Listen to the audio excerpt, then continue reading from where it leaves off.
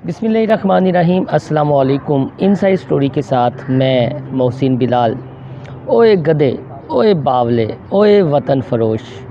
ये अल्फाज हैं वज़ीर आज़म के मामले ख़ुसूसी शहबाज गिल के, जो उन्होंने अयाज सादिक के हवाले से बोले हैं। जो अयाज सादिक ने स्टेटमेंट कौमी असम्बली में दी, जो हमारे रियासती मफादात और कौमी सलामती के ख़िलाफ़ है, और जिससे जो भारत है वो शादियाने बजा रहा है। ख़ास तौर पर उनके मीडिया में खुशी की लहर दौड़ गई है। अयाज सादिक ने जो स्टेटमेंट दी उसकी अंदरूनी कहानी भी आपको बताएंगे, और DGISPR ने जो कल प्रेस कॉन्फ्रेंस की उसकी अंदरूनी कहानी भी आपको बताएंगे कि उन्होंने कौन सी दो अहम बातें की। तो आपको अंदरूनी कहानी बताते हैं DGISPR की प्रेस कॉन्फ्रेंस के हवाले से कि नवाज़ शरीफ ने जब गुजरांवाला और क्वेटा जलसे में बराह रास्त अस्करी क़यादत को तनकीद का निशाना बनाया। गुजरांवाले के जलसे में उन्होंने army chief general Qamar Javed Bajwa का 11 बार जिक्र किया, और क्वेटा जलसे में उन्होंने DGISI जनरल फैज़ हमीद को तनकीद का निशाना बनाया और ये कहा कि ये अपनी आइनी ज़िम्मेदारियां पूरी नहीं कर रहे और इन्हें जवाब देना पड़ेगा जो इन्होंने अपने हल्फ की पासदारी नहीं की और आइन के मुनाफी काम किया है। खैर, इस हवाले से बहुत सारी बातें चलती रहीं और ये एक प्रेशर आया अदारे पर कि इन्हें जवाब क्यों नहीं दिया जा रहा, क्योंकि शहबाज गिल हो, शिबली फराज हो, फवाद चौधरी हों, शहजाद अकबर हों, या जितने भी हुकूमत वज़ीर हों, उनके लेवल से ये ऊपर की बातें थीं और बराह रास्त अदारे को जवाब देना चाहिए। ये एक प्रेशर जो है वो डेवलप हुआ, लेकिन वो जल्दी पर वो तेल का काम किया ख्वाजा आसिफ और उसके बाद सरदार अयाज सादिक के कौमी असम्बली के बयान ने, जिसने फ़ौज के जो निचले लेवल और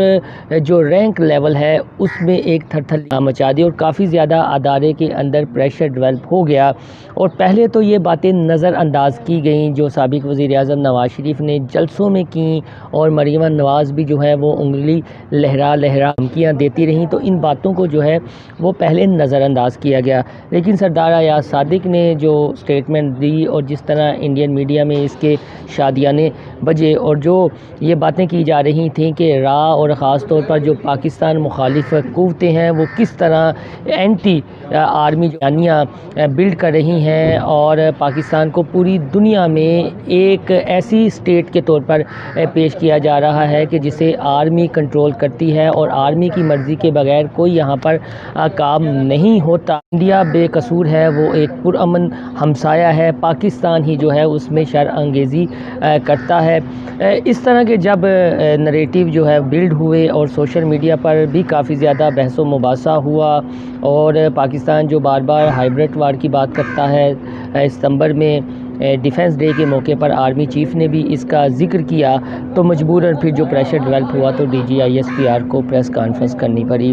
अब एक और ख़बर आपको बताते हैं, वो 3 क़ुव्वतें ऐसी हैं कि जो चाहती हैं कि पाकिस्तान में माशल्लाह लग जाए और हालात जो हैं वो अनारकी की तरफ चले जाएं।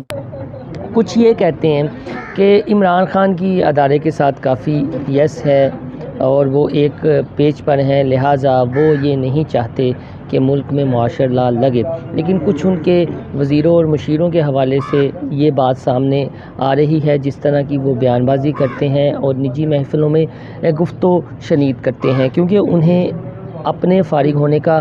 ख़तरा है और इस सेटअप में तो उनकी मौजें लगी हुई हैं। तो वो ये चाह रहे हैं कि किसी तरह इस्टेब्लिशमेंट और जो अपोजिशन की जमात है, ख़ास तौर पर मुस्लिम लीग नून, उनके दरमियान टकराव हो जाए और फिर ऐसी सूरत हाल बन जाए कि या मार्शल लग जाए, तो फिर अगला जो सेटअप आए उसमें हमारा फिर से दाव लग जाए, यानी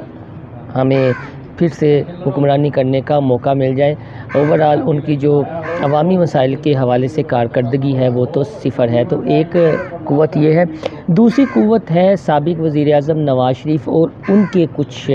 जो प्यादे हैं उनकी। वो चाहते हैं कि हम फिर एक दफ़ा शहीद बन जाएं और हमारी करप्शन भी छुप जाए, ہمارا احتساب بھی نہ ہو، کیونکہ جب ماشاءاللہ لگ گیا، جس طرح کے وہ بیانات دے رہے ہیں، جس طرح کی سٹیٹمنٹس آ رہی ہیں، تو وہ کسی طریقے چاہتے ہیں کہ پبلک میں پاکستان آرمی کی جو گڈ ول ہے، جو پاکستان آرمی کے حوالے سے محبت ہے، وہ کم ہو، اور اس طرح کے کوئی ماحول بن جائے کہ یہاں پر آرمی کو ڈائریکٹلی انٹروین کرنا پڑے۔ تو نواز شریف کچھ اس طرح کی بھی منصوبہ بندی کرے ہیں، کیونکہ ماشاء اللہ لگتا ہے تو یہ ایک سازگار ماحول ہو جائے گا، پھر سسٹم جو ہے الٹ پلٹ ہو جائے گا۔ تیسری قوت عالمی قوت ہے، جس میں امریکہ بھی ہے، انڈیا بھی ہے، اسرائیل بھی ہے، اور وہ بھی انویسٹ کر رہے ہیں کہ یہاں پر ماشاءاللہ لگ جائے۔ ماشاءاللہ لگے گا تو جو ہمارا ایٹمی پروگرام ہے اس کو بھی شدید خطرہ لاحق ہو جائے گا۔ پھر جو انٹرنیشنل گیمیں ہوتی ہیں وہ پھر اپنے انداز میں کھیلتی ہیں۔ تو ایک تو ماشاءاللہ کی جو خبریں ہیں وہ گردش میں ہیں۔ دوسرا یہ ہے کہ ریاست نے اب انف از انف کہہ دیا ہے، اور بہت ہو چکا ہے، اب کسی کو اسپیئر نہیں کیا جائے گا۔ یہ جو ایاز صادق یا خواجہ آصف کی سٹیٹمنٹ آئی ہے، اس کا رزلٹ آنے والے دنوں میں بہت سخت ہوگا، نتیجہ بہت سخت نکلنے والا ہے۔ ابھی فی الحال ذرائع بتاتے ہیں کہ کارروائی فوری اس لیے مقصود نہیں ہے کہ کہیں پھر مسلم لیگ نون یہ بیانیہ بل نہ کر دے کہ ہمارے خلاف جو ہے وہ سیاسی کارروائی کی جا رہی ہے، سیاسی انتقام کا نشانہ بنایا جا رہا ہے، لیکن جو بیانیہ ہے مسلم لیگ نون کا، نواز شریف کا، مریم نواز کا، اور ان کے یہ اہم رہنماؤں کا، جن کے بارے میں پہلے یہ کہا جاتا تھا کہ یہ نواز شریف کے بیانیے سے اتفاق نہیں کرتے، لیکن خواجہ آصف کی سٹیٹمنٹ اور ایاز صادق کی جو سٹیٹمنٹ ہے اس نے پوری جو بلی ہے اسے تھیلے سے باہر نکال دیا ہے، اور اب یہی کہا جا رہا ہے بلی کے گلے میں گھنٹا باندھنے کا وقت ہے۔ جو پاکستان کے اندرونی حالات ہیں اور جس طرح خطے کی صورتحال بنی ہوئی ہے، اس تناظر میں کوئی انہونی بھی متوقع ہے۔ پھر یہ کہا جاتا ہے کہ جو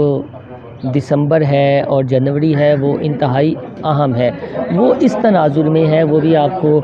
ذرائع کے مطابق بات بتا دیتے ہیں کہ دسمبر میں کچھ پاکستان کے جرنیلز نے ریٹائر ہونا ہے، اسی طرح امریکہ کے الیکشن ہو چکے ہوں گے، اور امریکن پریزیڈنٹ نے حلف اٹھانا ہے، اور ان کی ایک اپنی ڈاکٹرائن ہے کہ اگر ڈونلڈ ٹرمپ آ جاتے ہیں تو پھر حالات کس جانب آتے ہیں، اور پاکستان کون سی پالیسی اپنائے گا چائنا کے معاملے میں اور اس خطے کے معاملے میں۔ تو یہ دو تین چیزیں تھیں، اور یہ ان کی اندرونی کہانی تھی